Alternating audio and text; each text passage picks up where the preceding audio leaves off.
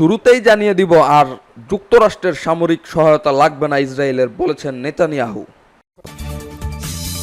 এবং আরও থাকছে, আরব আমিরাতের কাছে $140 কোটি অস্ত্র বিক্রির অনুমোদন দিয়েছে যুক্তরাষ্ট্র। এবং আরও জানিয়ে দিব, সর্বশেষ জীবিত মার্কিন নাগরিককে মুক্তি দিল হামাস। এবং আরও থাকছে, গাজায় নাসের হাসপাতালে বোমা হামলা, নিহত সাংবাদিক। এবং সর্বশেষ জানিয়ে দিব, কাতারের কাছ থেকে $400 মিলিয়ন একটি বিলাসবহুল বিমান উপহার পাচ্ছেন ডোনাল্ড ট্রাম্প। শুনছিলেন সংবাদ শিরোনাম, এবারে বিস্তারিত। ভবিষ্যতে আর যুক্তরাষ্ট্রের সামরিক সহায়তা লাগবে না বলে মন্তব্য করেছেন ইসরায়েলের প্রধানমন্ত্রী বেনিয়ামিন নেতানিয়াহু। তিনি বলেন, আমার বিশ্বাস আগামীতে আমরা এমন পর্যায়ে উন্নীত হব যেখানে গেলে আর মার্কিন সহায়তার দরকার পড়বে না। সোমবার 12 মে কাতার ভিত্তিক গণমাধ্যম আল জাজিরার নেটের এক প্রতিবেদনে এই তথ্য জানানো হয়েছে। সূত্রটি আরও জানায়, ইসরায়েলি পার্লামেন্টে নেসেটের পররাষ্ট্রমন্ত্রী ও প্রতিরক্ষা কমিটির এক আলোচনা সভায় এই মন্তব্য করেন নেতানিয়াহু। আলোচনার প্রেক্ষাপটে তিনি যুক্তরাষ্ট্রের সামরিক সহায়তা না নেওয়ার বিষয়টি তুলে ধরেন। তবে নেতানিয়াহু বা সংবাদপত্র কেউই এই বক্তব্যের পেছনে উদ্দেশ্য ব্যাখ্যা করেনি। তার কথিত এই মন্তব্যে এসেছে এমন এক সময়ে যখন নেতানিয়াহু ও মার্কিন প্রেসিডেন্ট ডোনাল্ড ট্রাম্পের মধ্যে সম্পর্কের চরম উত্তেজনার মধ্য দিয়ে যাচ্ছে। এই প্রেক্ষাপটে নেতানিয়াহুর বক্তব্য ইসরায়েল যুক্তরাষ্ট্র সম্পর্ক নিয়ে নতুন প্রশ্নের জন্ম দিয়েছে। এদিকে মার্কিন প্রেসিডেন্ট ডোনাল্ড ট্রাম্প মনে করেন ইসরায়েল তার উপসাগরীয় সফর নষ্ট করে দিতে পারে এবং এটি সমস্যার সৃষ্টি করেছে। মঙ্গলবার থেকে তেল সমৃদ্ধ উপসাগরীয় অঞ্চলে সফরের সময় ট্রাম্প চান মধ্যপ্রাচ্য যেন যুদ্ধ ও দুর্ভিক্ষ থেকে মুক্তি পাক। তিনি ইঙ্গিত দিয়েছেন যে ইসরায়েল যদি কথা না শোনে তাহলে ধুলিয়ে মিশিয়ে দিবেন। এক সিনিয়র পশ্চিমা কর্মকর্তা মিডল ইস্ট আইকে বলেছেন, নেতানিয়াহু ও ট্রাম্পের মধ্যে যে ফাটল তৈরি হয়েছে তা খুবই তীব্র। ইসরায়েল ইস্যুতে হতাশাজনক পরিস্থিতি সৃষ্টি হয়েছে। বিশ্লেষক ও কূটনীতিকদের মধ্যে সফরের আগেই কিছু সংবেদনশীল ইস্যুতে নেতানিয়াহুকে বিব্রত করেছে। এর মধ্যে সবচেয়ে গুরুত্বপূর্ণ ইরানের সাথে চলমান পারমাণবিক আলোচনা, যাকে ভাইস প্রেসিডেন্ট জেডি ভান্স সম্প্রতি এখন পর্যন্ত ভালো বলে উল্লেখ করেছেন। চলতি সপ্তাহে সংযুক্ত আরব আমিরাত সফরে যাবেন যুক্তরাষ্ট্রের প্রেসিডেন্ট ডোনাল্ড ট্রাম্প। তার সফরের আগে দেশটির কাছে $140 কোটি সমরাস্ত্র ও সামরিক সরঞ্জাম বিক্রির অনুমোদন দিয়েছে যুক্তরাষ্ট্রের পররাষ্ট্র মন্ত্রণালয়। মার্কিন কর্মকর্তারা গতকাল সোমবার এই খবর জানিয়ে বলেন, সমরাস্ত্রের মধ্যে সামরিক উড়োজাহাজও রয়েছে। এক বিবৃতিতে মার্কিন পররাষ্ট্র দপ্তরের রাজনৈতিক সামরিক বিষয়ের ব্যুরোর কর্মকর্তারা বলেন, উপসাগরীয় দেশটির কাছে যেসব অস্ত্র বিক্রির অনুমোদন দেওয়া হয়েছে তার মধ্যে $132 কোটি 6টি CH-47F চিনুক হেলিকপ্টার ও অন্যান্য সরঞ্জাম রয়েছে। যুক্তরাষ্ট্রের পররাষ্ট্রনীতি ও জাতীয় নিরাপত্তা নিশ্চিত করতে এটি সহায়ক হবে বলে জানান তারা। ওই কর্মকর্তা আরও বলেন, সংযুক্ত আরব আমিরাত এমন সম্পদ তাদের অনুসন্ধান ও উদ্ধার অভিযান, দুর্যোগকালীন সহায়তা, মানবিক কার্যক্রম এবং সন্ত্রাসী বিরোধী অভিযান ব্যবহার করবে।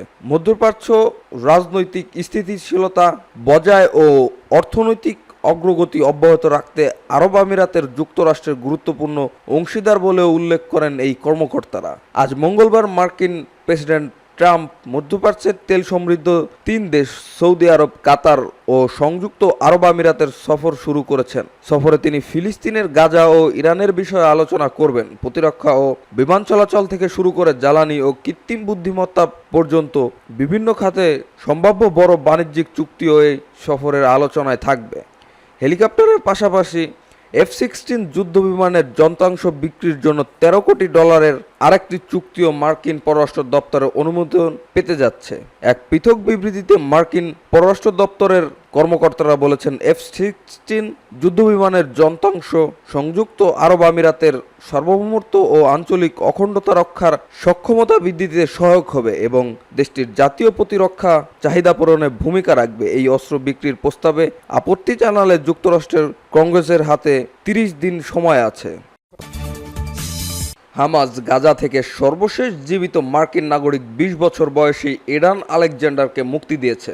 ডোনাল্ড ট্রাম্প এই ঘটনাকে সদিচ্ছার একটি পদক্ষেপ হিসাবে অবহিত করেছেন, যা যুদ্ধবন্ধের এবং বাকি সব জিম্মিকে মুক্তি করার পথে একটি অগ্রগতি বলে উল্লেখ করেন। আলেকজান্ডার যুক্তরাষ্ট্র ও ইসরায়েলের দ্বৈত নাগরিক এবং ইসরায়েলি প্রতিরক্ষা বাহিনী IDF এর কর্মরত ছিলেন। তাকে 2023 সালের 7 অক্টোবর তার ঘাঁটি থেকে ধরে নিয়ে যাওয়ার পর গাজায় 584 দিন জিম্মি করে রাখা হয়েছিল। তার মুক্তি ইসরায়েলের সরাসরি অংশগ্রহণ ছাড়াই হয়েছে, তবে মাঠ পর্যায়ে কিছু সমন্বয় করেছে তারা। তার মুক্তির জন্য কোনো যুদ্ধবিরতি ঘোষণা করা হয়নি, তবে ইসরায়েলি দুপুর থেকে তাকে হস্তান্তরের জন্য যুদ্ধ স্থগিত রেখেছিল। এ সময়ে জাতিসংঘ সমর্থিত বিশেষজ্ঞরা সতর্ক করে বলেন, ইসরায়েলের দীর্ঘ অবরোধের কারণে গাজায় 5 লাখ ফিলিস্তিনি অনাহারে মুখোমুখি।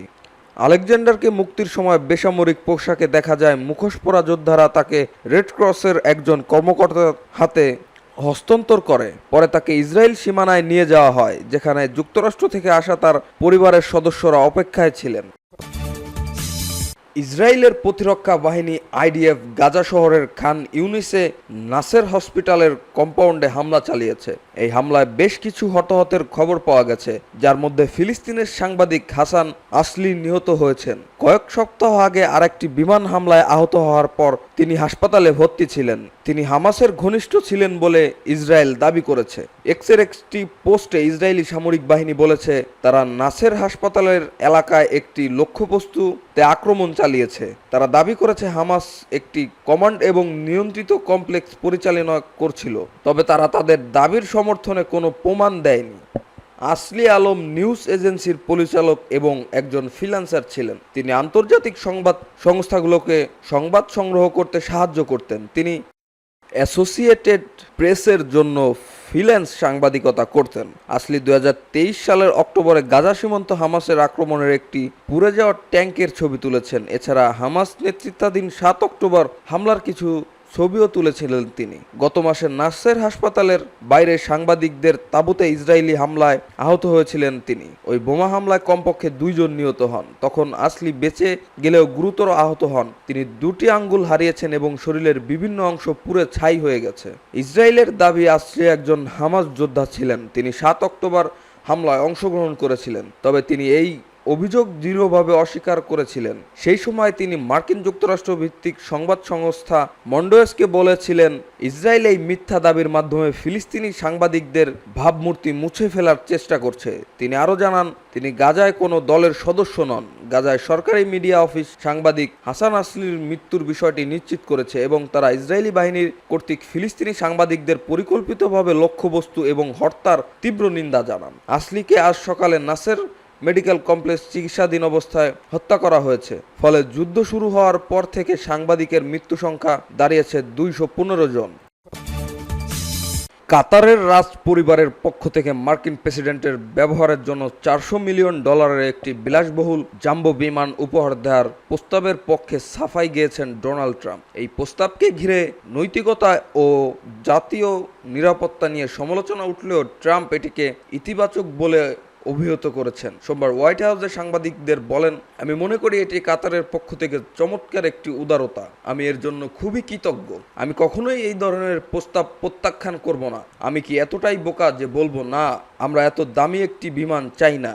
আমার মতে এটি দারুণ এক প্রস্তাব। কাতারের সরকার অবশ্য নিশ্চিত করেছে যে এই বিমানটি উপহার হিসেবে দেয়া হচ্ছে এমন প্রতিবেদন ভুল হয়েছে, যা বলেছে বিমানটি অস্থায়ী ব্যবহারের জন্য সরবরাহ করার বিষয়টি এখনও বিবেচনাধীন। যুক্তরাষ্ট্র কাতারের মিডিয়া অ্যাটাশে আল আনসারি এক বিবৃতিতে জানান, কাতারের প্রতিরক্ষা মন্ত্রণালয় এবং যুক্তরাষ্ট্রের প্রতিরক্ষা দপ্তরের একটি বিমান অস্থায়ীভাবে এয়ারফোর্স ওয়ান হিসাবে ব্যবহারের জন্য হস্তান্তরের বিষয়টি বিবেচনায় রয়েছে।